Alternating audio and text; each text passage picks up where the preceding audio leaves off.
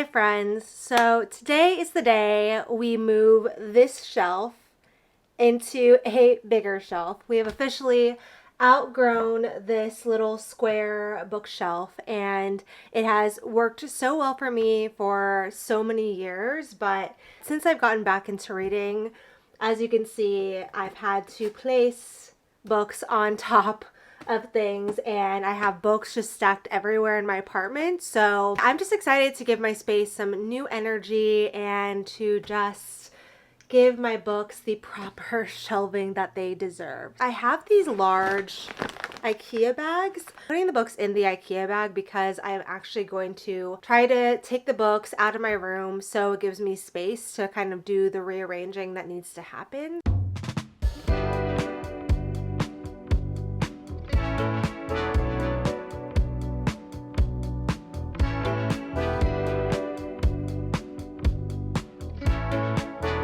This cubby right here actually had all of my favorite books, or most of them.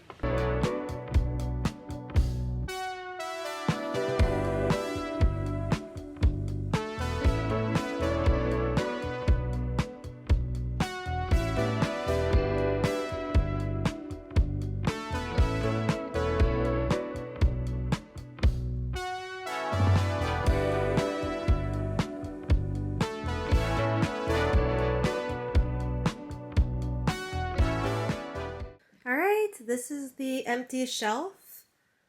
Here are the bags of books. I have 2 full IKEA bags right here.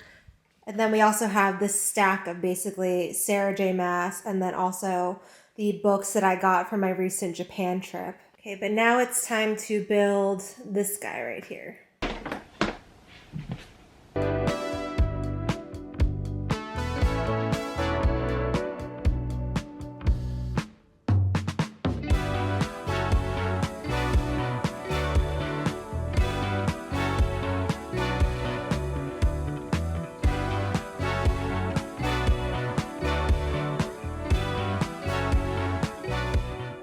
I don't know how I did it, but I did it. All right, time to move all of these books and put them in the bookshelf.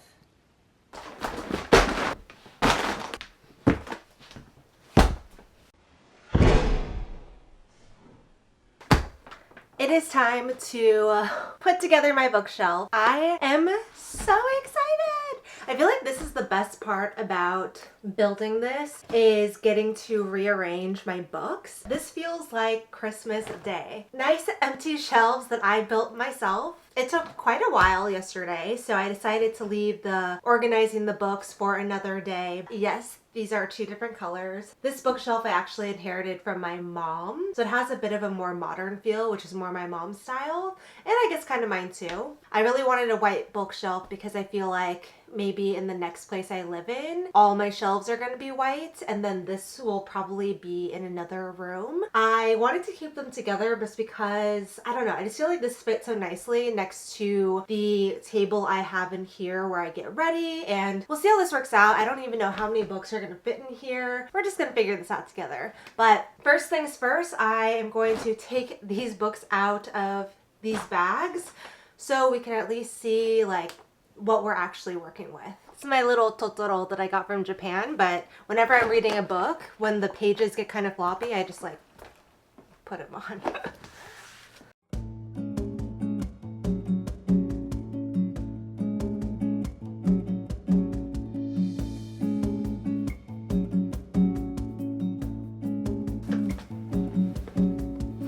Why do I have this? I feel like I got this from my roommate April, my college roommate April, because I don't know, this would literally be up her alley. So April, if this is you, oh my goodness. All right, well, this is gonna be fun. I feel like I should rearrange this in order of something.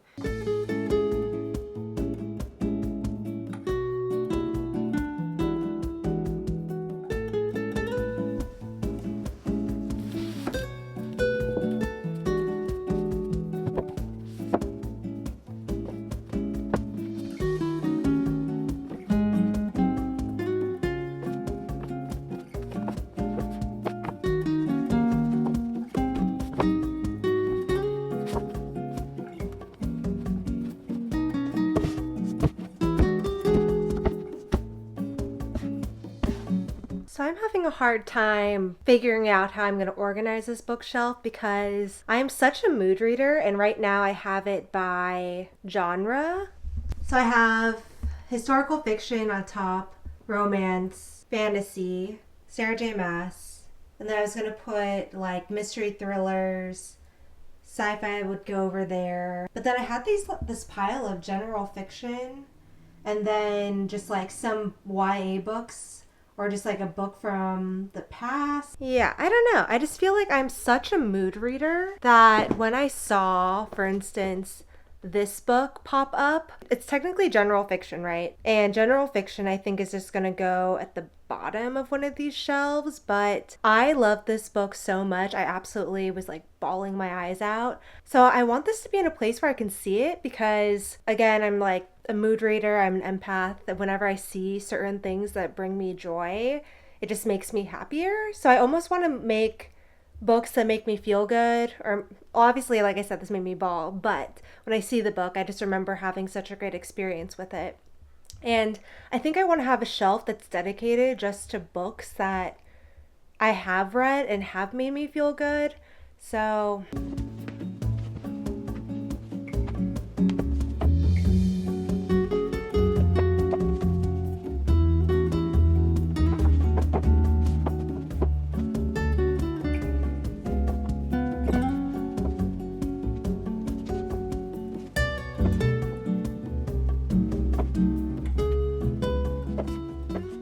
I predict that these will be 5-star reads for me, but since I haven't read them yet, I feel like they shouldn't be on this shelf yet. Definitely need to read these. Ali Hazelwood, Love Hypothesis, 5-star read. So I feel like this will be another good read. And then Happy Place, obviously Emily Henry, I think is going to be amazing. 5-star. 5-star read. 5-star read, so good. Yeah, I think this needs to be reorganized a bit, but at least they're where I want them to be. So these two books are from my mom. They are a series of books called The Seven Sisters. My mom and my aunts were reading this series and they said it was really good, but I'm not sure when I'm gonna get to this series. So I think I'm gonna make a little mom cubby, just a shelf of the books that she has given me to read, but they're just not a priority read for me right now. So until they are, I think I'm just gonna tuck them away into a little cubby. Time for an official shelf tour. Since I last checked in with you guys, I did a lot of rearranging and just figuring out what I actually wanted to do here. So after some careful thought and rearranging a ton, I decided that I wanted these two top shelves to be just books that brought me joy whenever I saw them, or I have just really wanted to read them and just haven't gotten to them yet. I just wanted those books to be front and center, easy to grab. Starting with this top shelf, this shelf is actually filled with books I have not read yet. They are at the top of my priority list to get to once I'm done with Throne of Glass. Right over here we have Ali Hazelwood. She is the author of Love Hypothesis, one of my favorite books of last year. Love Theoretically I haven't read yet, but I'm super excited about. Happy Place by Emily Henry. I have not read an Emily Henry book, which I feel like, I don't know, like since I like romance books, it's kind of baffling that I haven't read Emily Henry, but then again, I'm also a new reader again where I just learned about Emily Henry like less than 6 months ago, so it kind of makes sense that I haven't read her yet. But anyways, this is the first book I plan to read by her, Happy Place. I think I'm gonna do a vlog of just me reading Emily Henry for the first time. So if you have any Emily Henry recommendations, please let me know in the comments down below. I'm gonna start with Happy Place, but then I think I wanna read at least 2 more of her books this summer, if not all of them. Moving on. Tomorrow. I believe it's literary fiction, but yeah, 1, I'm really excited to read this because I just heard great things about it. 2, this book brings me such joy because this version of the book is actually a UK cover. I bought it when I was in Japan. It's a UK cover and it's also their vintage Penguin book cover, meaning that it's even different than the regular UK cover. Yeah, and it's beautiful. I honestly, when I first saw Tomorrow and I saw the original cover for the US, I was like, I shouldn't do this, but I totally judge books by their covers. This one, when I saw this, I was like, I need to have it. The book friends that I do have actually have told me that they love this book, so I'm excited to read it. And then we have Pure Invention, which I actually have already started. It's about Japan's influence on pop culture, whether it be from like Hello Kitty or from the toy making that they used to do back before the war. Yeah, this is just so interesting, and I figured since I am on a journey of just learning more about my culture and just the country I was born in, I wanted to start reading books that could help me understand more about Japan's history and its influence. Stephen King.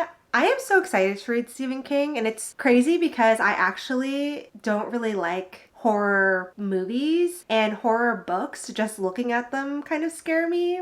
I'm like such a scaredy cat, but Stephen King is just such a prolific author, and he's been around for years and years and years, always has a hit. So I just need to know, like, why does everyone like Stephen King? I want to read his writing. I want to get into Billy Summers, and also I want to read at least one of his horror books this year. That's a goal for me. One Stephen King horror book at least this year is my goal. So if you have any Stephen King recommendations, let me know in the comments. I definitely want to do a video of me reading him for the first time because I just feel like it's long overdue. Like, he's been writing for so long. I need to know why everyone loves him. Got Inheritance Games, which is a series I'm really interested in reading. Vera Wong's Unsolicited Advice for Murderers. It's a mystery novel that's just, I don't know. It's funny because it doesn't look like your typical mystery novel, but I heard such great things about it, so bought it. Then I have the Book of Cold Cases, and then I have these 3 books by Jasmine Gilroy that my mom gave me. So yeah, this is in a series, I believe. So my mom loves it a lot. It's romance books, so I definitely want to get into it, so I put them up here. Flight Girls is a historical fiction novel that I found at a thrift store. Then we have We Are Not Free,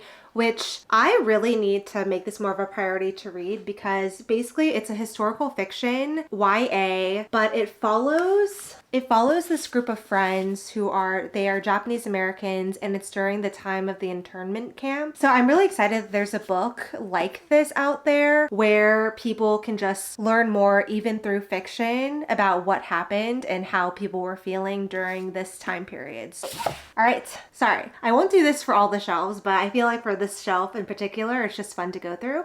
So I got The Midnight Library. I've heard nothing but great things about this book. The Housemaid's Secret, which is the sequel to The Housemaid. And then this one is Me Before You, which is a romance novel. I believe this is a movie, and I think I've seen it, which is why, I don't know, whenever I see movies before reading their books, sometimes I have a hard time picking up the books because I just feel like I already know what's gonna happen, which is unfortunate, but yeah, found it, so I put it up here.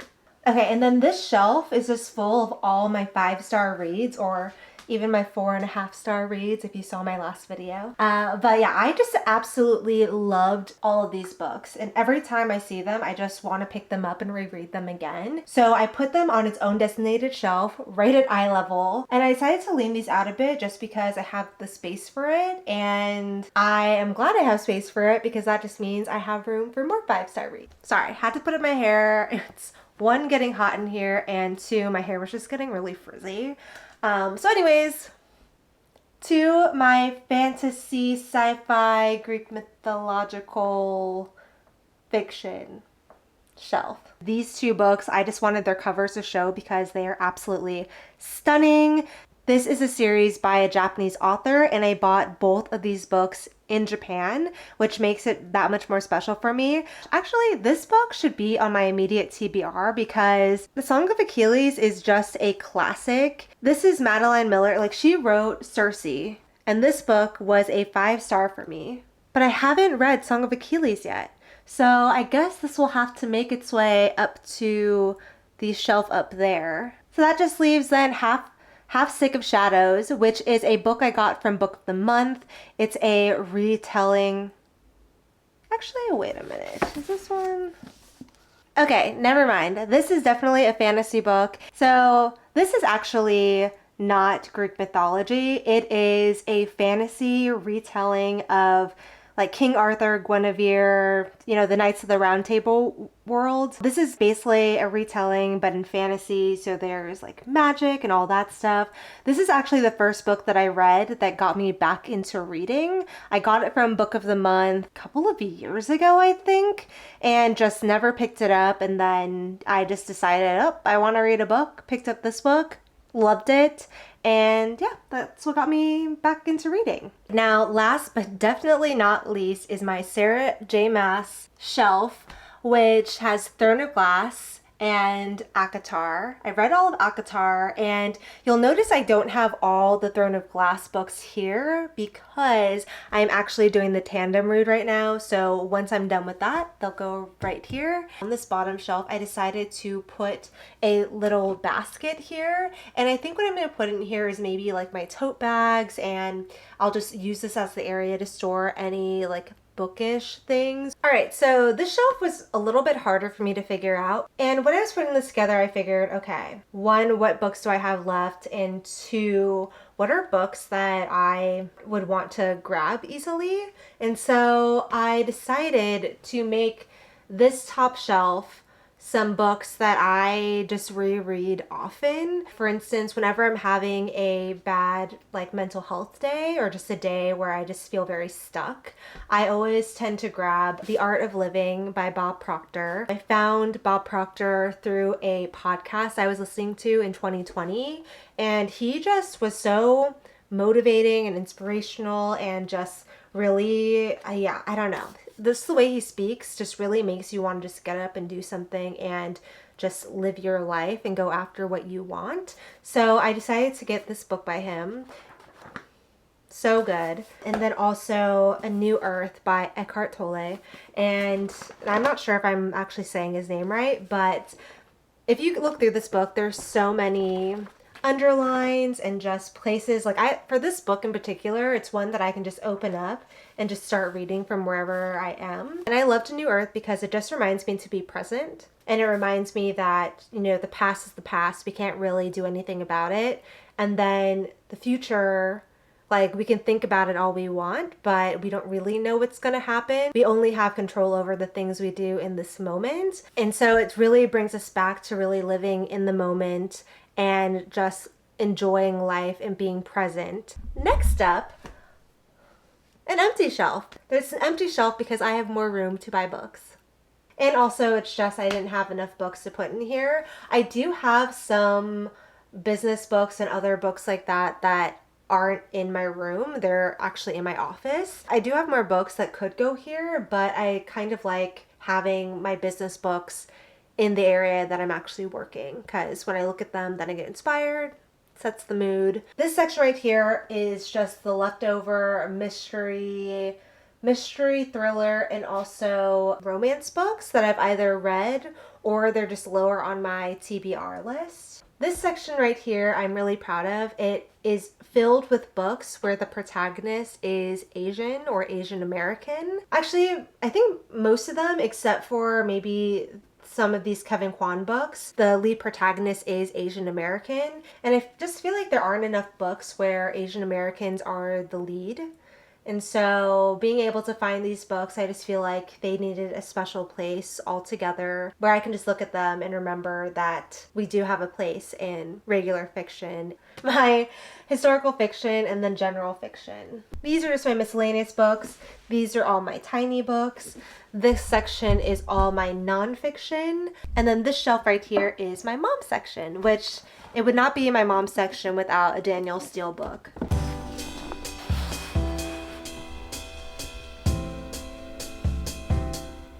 All right, well, that concludes the end of my bookshelf tour. I hope you guys enjoyed this journey of figuring out what to do with this. I'm sure it'll change as I continue to add more books to my library, but I'm really excited and am loving how it's turned out so far. So I hope you guys enjoyed watching. I'll see you guys next time.